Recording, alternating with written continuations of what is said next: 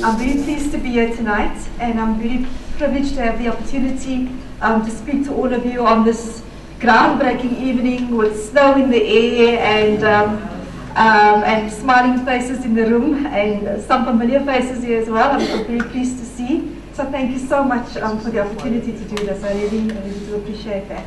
I absolutely love engaging with people, and I think sharing our stories are a very, very important part of how we learn and how we develop. And so, so tonight I just want to encourage you to engage, interact. I'll talk a little bit now about some of the points that I want to raise about the human capital challenge and what we're facing in the world and in our country as we navigate our way as businesses. And I just want to start off with what Marco was saying a few days ago when I sent him my presentation. And I thought it was deeply profound, and that we're very privileged to have people like Marco leading organizations and establishing organizations like this, because it just is such a courageous approach to human development, which I think the world needs more of. And I want to start off by quoting what he actually said. He said, managing people seems to be so simple, with so many theories and models available, and yet managing people is the most complex thing to do, with people surprising us every day.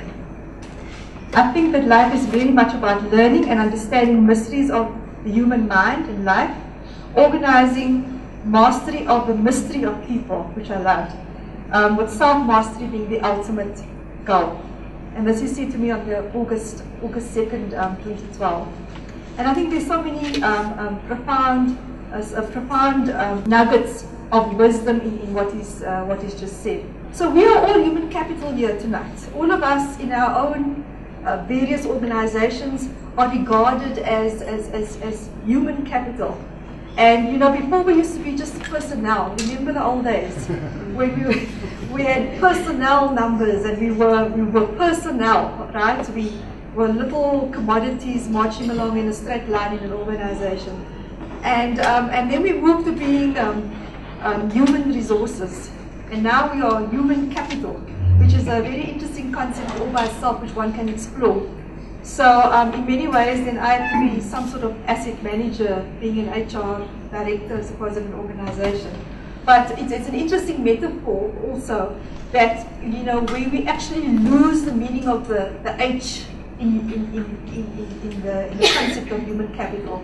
And I want to bring that back home tonight as we reflect on these issues.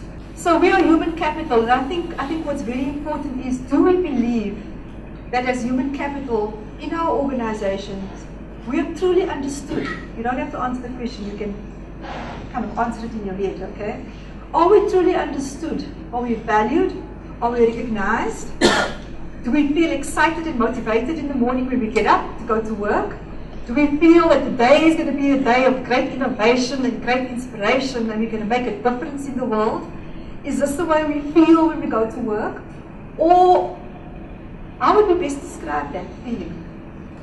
Because you see, that feeling actually emanates from somewhere deep inside us and results in a set of activities, initiatives, behaviors, drivers, and ultimately results in whether you're going to be successful or not successful, you're going to be high performing or not high performing, you're going to be recognized or not recognized, you're going to have the self-actualization you're looking for, or you're not going to have it. So it's very critical to understand ourselves as human capital and as people, if you want to use that word, in our workplaces, and understanding ourselves first. So I think I just want to bring that point home, because how do we feel about our employers? How do we feel about the experience that we are getting every day? You know, I mean, I was in a presentation the other day where somebody talked about, despite all the cleverness in the world, we've still managed to underutilize and undervalue human capital. When it's the largest, and people will get up from platforms like this and say that, you know, human beings are our greatest assets. We've heard this before. We spend most of our money on human capital in our organizations. Maybe between 50 and 60% of our entire expenditure in running our businesses are spent on people. And we take so much for granted and we make so many assumptions about people. And I don't know if you've read Richard Barrett's work, which I will highly advocate if you haven't. He wrote a book called Liberating the Corporate Soul. And, well, it's one of his books that he's written. And he actually said organizations that are vision-led and values-driven are able to withstand the longest periods of stress and duress and continue to be sustainable and successful. I'm paraphrasing, right? But that's more or less what he said. And so being vision-led and values-driven is absolutely critical. And I'm going to refer to that as I talk about a little bit about the Standard Bank journey. So, in almost everything that I've read, in all the bodies of research, human capital is said to be the most critical competitive advantage. Okay? You can replicate your pricing models, you can replicate your products and services, but you cannot replicate your people. The more one actually says that, and the more one reflects on that, as one talks about these things, I don't think that we have understood the essence of what that actually means. That human capital are indeed the core at the heart of our competitive advantage.